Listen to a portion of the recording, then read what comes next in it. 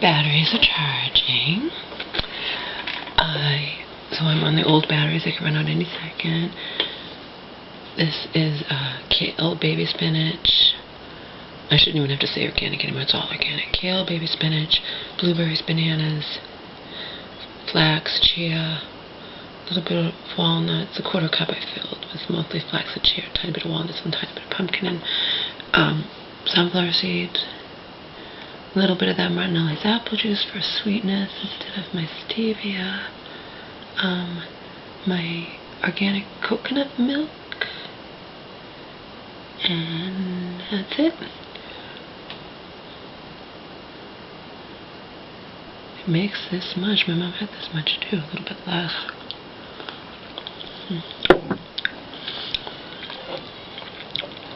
There's some left in here. I bet that was a spoon. Or with my fingers, but not on camera.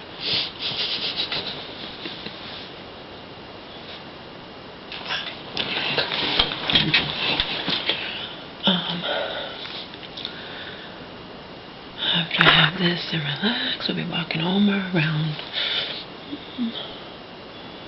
5:45, and then I'll go on my power walk. And I already cooked up the baby spinach, the kale, baby spinach, and mushrooms. I already cooked that up, so that's all set. So I'm having salmon tonight, and we'll be having it later by the time I get back from my power walk. But that's why I give my mom snacks like ahead of time. You know, I made her this. That'll tide her over. So it's gonna definitely tide me over. I'm not gonna want to eat till like 7:30. I'm sure she won't either after having this thing.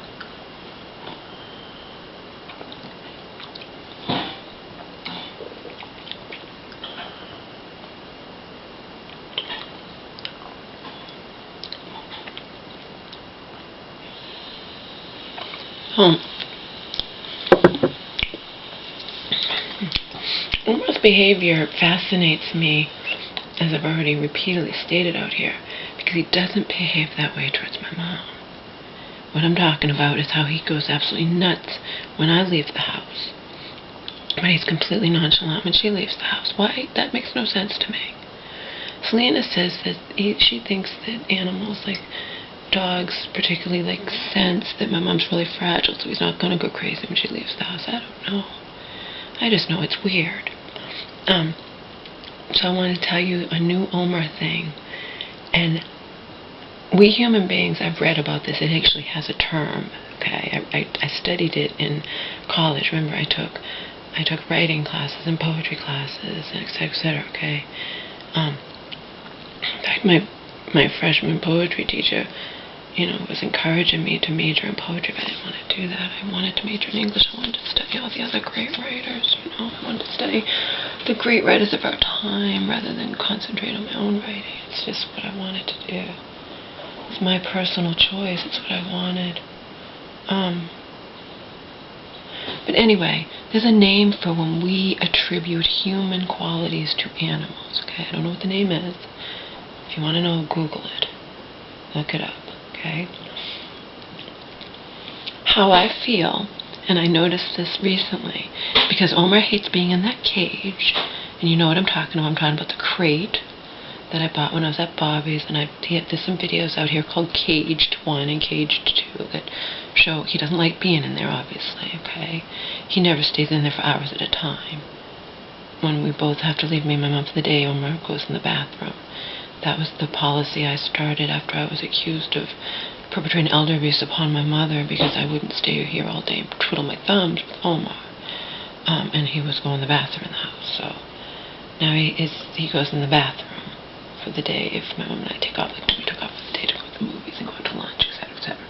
Anyway, Omar has taken upon himself to go into the cage. And one time I'm like, why'd you put Omar in the cage? I didn't pay attention. I'm like, oh, it's open. He went in there himself. Oh.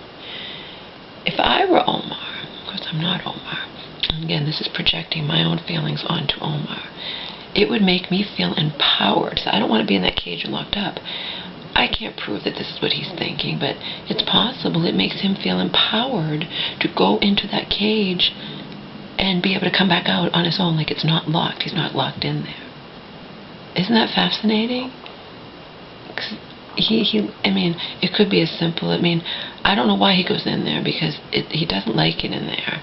If you put him in there, he cries. He doesn't like it in there. And he goes in there on his own sometimes. Instead of sitting on any of the number of soft couches and whatnot, he chooses to go in that cage. So I'm choosing to project my own feelings onto him. And if I was put in a cage and couldn't get out, and then the cage was left open and I could go in there, I would feel empowered. It would make me feel empowered. I can walk in and out of this cage on my own. Nobody's closing me in there.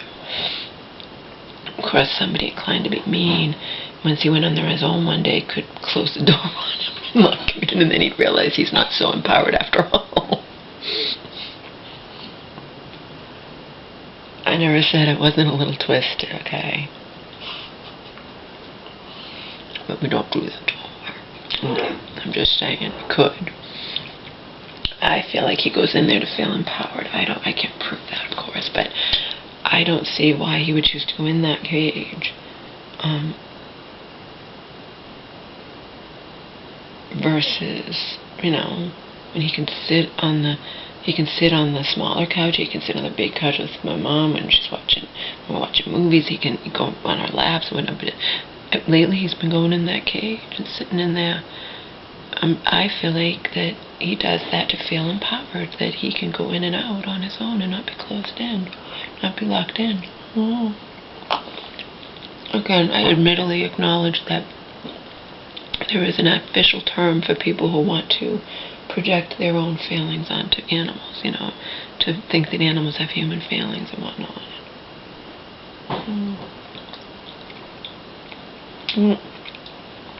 Batteries will last in a little bit. I wanted to say that.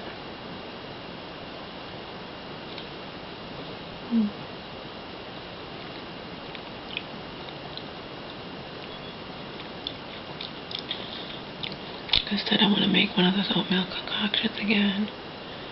They're so good for you, and my mom loves them. And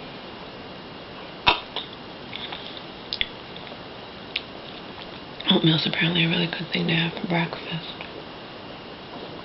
It apparently keeps you satiated for longer than other things. I know I hear your stomach. We've already been to the bathroom a few times today, haven't we? As the consequence of downing 16 ounces of prune juice.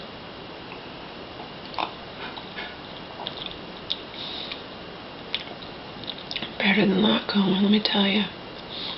My mom and I both, I learned that when I moved in with her. Before I started making healthy stuff, even before I was doing the organic, she had me too, my whole life, periodically back and forth. I probably have IBS, but constipated, and it sucks to be constipated. And once I started cooking healthy and stuff, she was all excited, my mom. You think it doesn't matter, but it does. She was all excited. She has a whole big giant orange thing she hasn't even touched of Metamucil, the orange flavor.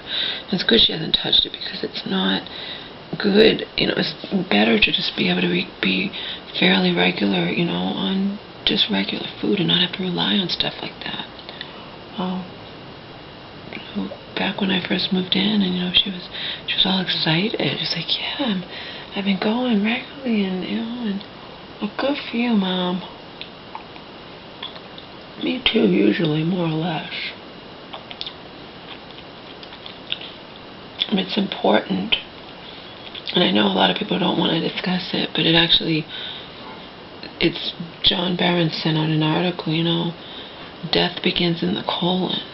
I mean, it is really important to have that and have a healthy colon, this, that, whatever. I mean, Joe and I discuss shit, no pun intended, like that all the time. You do that in the health world. It's not a taboo topic. It is not a taboo topic at all when you're into health and all that.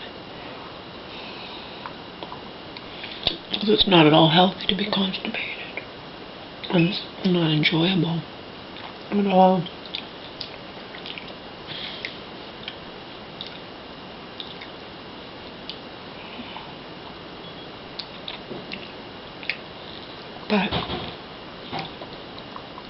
I'm having this, and then I told my mom I'm going to make sure she did it. Told her to have a full glass of water after she ate her shake. I'm going to do the same thing. So I can't go off walking Omar immediately. I have to wait probably like an hour. It's alright. Walk Omar 5 to 6, go on my power walk. Say by the time I get home and grab my stuff, I went on, say 6:15 to 7:15. At least I won't be out in the dark. It'll still be sunny out.